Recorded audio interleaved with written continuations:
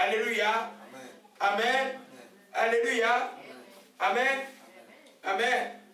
J'écrivais encore hier, pas de bonté, pas de miséricorde. Celui qui est bon, il n'est pas miséricordieux. Alléluia.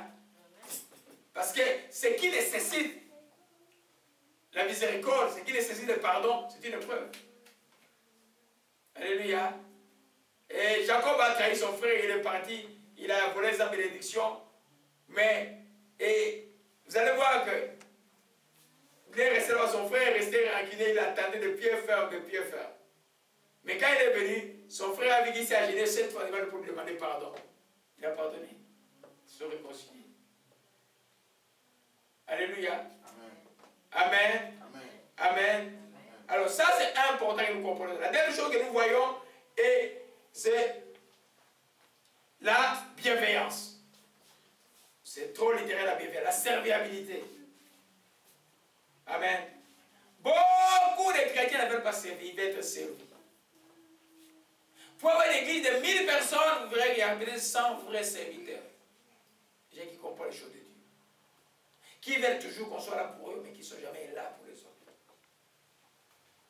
Qui veulent qu'on gêne pour eux, mais qui ne veulent pas gêner pour les autres. Amen. Jésus est venu, il nous a dit, il est venu comme notre serviteur. Nous aussi, nous devons être des serviteurs des uns et des autres. Alléluia. Le fruit de la serviabilité, c'est vraiment, je dirais que c'est un signe extérieur de la bonté de voir que tu es au service des gens. Un chrétien doit être serviable, doit pouvoir aider les gens. Pas parce que tu as, c'est parce que tu veux le faire. Parce qu'en toi, tes attentes sont remplies de miséricorde, tu veux toujours faire du bien et puis tu rends service. Vous savez que nous avons parlé d'un seul fruit, hein? C'est un seul fruit. Tous ces mots-là, amour, joie, paix, patience, vous allez voir que ça te tient comme ça. Alléluia. Amen. Si tu ne peux pas servir, c'est difficile. Alléluia. Amen. Amen. Alléluia. C'est être au service des gens. Nous allons voir, allons un peu dans Luc 22. Luc 22, c'est très intéressant, c'est parce que les apôtres maintenant sont en train de discuter. Ils croyaient que le royaume de Dieu avait les mêmes attributs que le monde, non? Vous savez que dans le monde, on cherche celui qui va être le premier, non? Qui va être le boss, qui va avoir la promotion, la concurrence au travail, c'est pour être qui est le meilleur pour avoir le poste demain. Les choses de Dieu, c'est pas comme ça. Alléluia. Alors ils étaient avec Jésus tous, et puis, alors un peu dans Luc 22, on va le lire.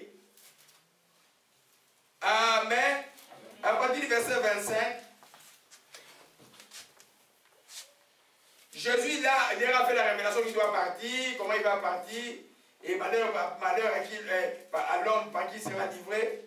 Et puis, au verset 24, il s'éleva parmi les apôtres une contestation, lesquels d'entre eux devaient être estimés les plus grands. Alléluia. Qu'il en soit, Jésus leur dit, le roi des nations les maîtrise. Ceux qui les dominent sont appelés bienfaiteurs. Qu'il n'en soit pas de même pour vous. Mais que le plus grand parmi vous soit comme les plus petits. Celui qui gouverne comme celui qui sert. Car, quel est le plus grand? Celui qui est à table ou celui qui sert?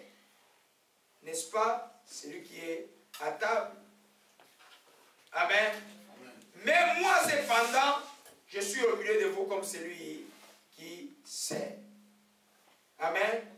Vous êtes ceux qui avaient persévéré avec moi dans mes épreuves. Les gens croyaient que l'épreuve de Jésus avait commencé à la croix. Avant, tout le temps, ils avaient des problèmes. Amen. Dans les temples, on l'a chassé, on l'a fallu les jeter dans la montagne. Et il y avait tout le temps, il y avait de l'opposition partout où il passait. Mais il manifestait la bonté. Alléluia. Alors vous voyez que les apôtres posent la question qui va être le plus grand. Parce que dans le monde, c'est comme ça, quand vous êtes en qui est le plus grand, qui va être le plus chef. L'esprit du monde, le gars, il s'est manifesté dans une organisation chrétienne, c'est comme ça, qui va être le plus grand. Allez dans les conseils des églises, ce n'est pas dans certaines églises traditionnelles, au comment vous allez voir que c'est rempli de ça, qui va être le plus grand, qui va être le chef de ceci. Mais je te dis que celui qui va être le plus grand, soit celui qui sert. Il dit dans le monde, celui qui est plus à assis sur la table, on vient le servir. Mais en Dieu, c'est toi qui viens servir les autres. C'est ça le fruit de la serviabilité. Être capable d'être servi de ton frère et de ta soeur.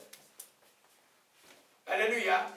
Amen. Si tu n'as pas développé ça, tu peux faire des doctorats en théologie, tu ne seras jamais serviteur de Dieu. Et si cela tu le fais pour plaire aux gens, pour qu'on demande de servir, tu vas te fatiguer en cours de route. N'essayez pas les choses de l'esprit charnellement. Vous allez vous fatiguer, vous allez vous rendre compte que ce n'est pas de Dieu. Alléluia. La passion de Jésus de servir pour Jésus, c'est quelque chose que l'Esprit de Dieu te met en toi. Tu le fais parce que tu dois le faire. Le feu qui brûle en toi te pousse à faire du bien. Tu dois servir, aider. Alléluia. Je vous assure que ça a des bénéfices incommensurables. C'est à cause de ça que l'évangile est devenu chez les païens. La première famille païenne dans la Bible, on parle de Actes chapitre 10, la famille de Corneille. La Bible dit que quand l'ange lui apparaît, il dit que Corneille, Corneille, Dieu s'est souvenu de tes aumônes. Alléluia. Il était prière. Aumône, il donnait à qui? Aux gens. Amen. Quand on est dans Actes chapitre 9, dans la ville de Lydde, amen, ou à Chopin plutôt, vous connaissez l'histoire de Tabitha ou de Dorcas. Et quand les gens parlaient de Pierre, cette dame, il dit, elle faisait du bien à tous les mondes. Amen. Ce qui lui a valu la résurrection. Quand l'apôtre avait dit, vous tous sortez, il priait, il a prié, la personne est venue à la vie. Parce qu'un enfant de Dieu, tu dois être serviable. Oh mon frère, je ne peux pas t'accompagner, il me reste juste un peu de carburant. Tu ne connais pas encore Dieu. C'est à ta honte, tu ne connais pas Dieu. Je m'excuse. Alléluia. Parce que quand tu connais Dieu, tu connais, tu ne peux pas, quand tu refuses de faire, tu ne peux pas. Tu as même un temps d'aider ton frère, même de poser à l'aéroport. Oh non, je ne peux pas aider, je suis fatigué. Tu ne connais pas Dieu. Cette histoire là de je suis fatigué, ce n'est pas chrétien. À Gethsemane, ce que Jésus a dit. Tu veux aider ton frère, tu es fatigué. Mais lui, il a les besoins. Il est dans la vie, avant toi, il dit que tu es fatigué. Tu ne connais pas encore Dieu, tu es encore charnel. Alléluia. On aide parce qu'on doit aider. Si Jésus était fatigué pour nous, il aurait renoncé à la croix. Il a persévéré jusqu'à la fin pour que nous soyons sauvés. Alléluia. Amen. La serviabilité. Alléluia. Amen. Alors la réponse était que Jésus dit, vous, Pierre, toi, cette réponse à moi, Dieu m'a déjà posé ça. Hein? Même tu serais, je t'aime. Je dis, mais j'ai entendu ça quelque part. Paie mes brebis. Il y a des brebis qui sont rebelles ici, par exemple, qui ne peuvent pas. 10 fois, ils n'écoutent pas. On dit, ne promène pas d'église à l'église, ils n'écoutent pas, ils voient, ils reviennent. Ils n'écoutent pas. Mais Dieu dit que je dois prêter tout le monde. Il y a des Zacharie qui étaient ces chants, parce que doit lire. Le plus têtu, le plus blessé, c'est là que tu dois encore aller chercher. Si tu n'as pas la serviabilité, tu ne peux pas le faire. Ou quelqu'un te trahit, tu sais qu'il va droit vers la mort. Ou tu sais que tu connais l'esprit qui est dans la vie de la personne. La personne ne sait même pas que cet esprit est dans sa vie. Et il va mourir. J'ai prié pour vous. Il y a des gens ici, il y a 2 semaines qui avaient. C'était très sérieux. Mais j'ai encore rien dit. Mais tu le fais à cause de Jésus-Christ. Pas pour un gain sordide. C'est pas que tu es libre. Un pasteur libre, c'est un pasteur qui fait les choses, il les fait à cause de Jésus. Il ne les fait pas pour un gain sordide. Il les fait à cause de Dieu. Alléluia. Ça vous est pas seulement le pasteur là. Vous aussi, comme un bien-aimé, voyez qu'est-ce que vous pouvez faire pour votre frère quand votre frère dans les besoins. Frère, ta Bible commence à tomber dans l'église parce que tu dors. Ça là c'est grave. Hein? Alors faites des choix, faites des bons choix. Prenez des repos. Courez pas à gauche, à droite trop. Alléluia. Alléluia. Galates 5, verset 13. Alléluia. Amen. Alléluia. Frère, vous avez été appelés à la liberté. Ne faites pas cette liberté imprégner vous dans la chair, mais rendez-vous par la charité serviteurs les uns et les autres. Regardez. Rendez-vous par quoi? La charité par l'amour. Amen. serviteurs des uns et des autres. Alléluia. Je vais faire ce qui est bien pour ma soeur, pour mon frère, pour que la personne soit bien dans la vie. Alléluia. Amen. Amen. Serviteur des uns et des autres. Qui ne sait pas la personne que tu es aujourd'hui, parce que c'est la seule personne qui va t'aider demain. La vie a beaucoup de complications. Alléluia. Amen. Est-ce qu'on doit seulement servir envers les croyants? Non. Non-croyants et croyants. C'est une question piège. Mais si tu as devant toi un croyant et non croyant, tu choisis qui en premier? Le croyant. Mais oui. Oui. Galates 6. Amen. Galates 6 dit, alors de Galates 6. Alléluia. Amen. C'est pour dire que Dieu de servir, c'est bon, non? Amen. Galates 6, à partir du verset 10, verset 9. Ne nous laissons pas les frères de bien car nous mentionnons autant convenable, car si nous ne nous relâchons pas, ce qui nous concerne maintenant. Ainsi donc, pendant que nous avons l'occasion, pratiquons le bien envers tous, surtout envers les frères de la foi. Surtout envers les frères de la foi. Amen.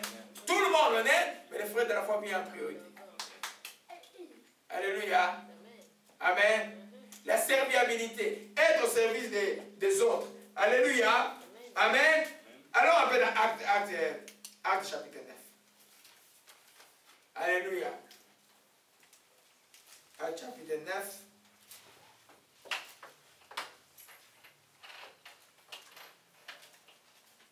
À partir du verset 36.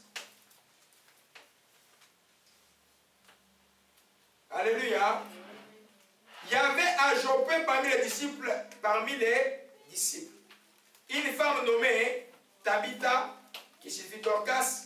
Elle faisait beaucoup d'œuvres et d'aumônes. Elle tomba malade dans ces temps-là et mourut. Après l'avoir lavé, on la déposa dans les chambres hautes. Comme l'île était près de Joppé, les disciples ayant appris que Pierre s'y trouvait, ils envoyaient 2 hommes vers lui pour lui prier de venir vers eux sans tarder. Pierre se leva, partit avec ses hommes. Lorsqu'il fut arrivé, on le conduisit dans la chambre haute. Toutes les veuves l'entouraient en pleurant, lui montraient les tuniques, les vêtements qu'elle faisait d'occasion pendant qu'il était avec elle. Pierre, son fils, on dit, tout le monde s'est mis à genoux et priait, et puis se tourna vers les corps, il dit, Tabitha, lève-toi. Elle ouvrit les yeux, et ayant vu Pierre s'assit. Il lui donna la main, et la fit lever. Il appela ensuite les saints, les veuves, la leur présenta suivante. Et cela fait connaître tout Joppé, beaucoup criraient au Seigneur. Tabitha, qu'est-ce qu'elle faisait? Du bien aux gens. Elle était au service de la communauté, au service de sa communauté, des autres. Amen. Elle était tellement intelligente, elle avait le secret pour pouvoir aider les.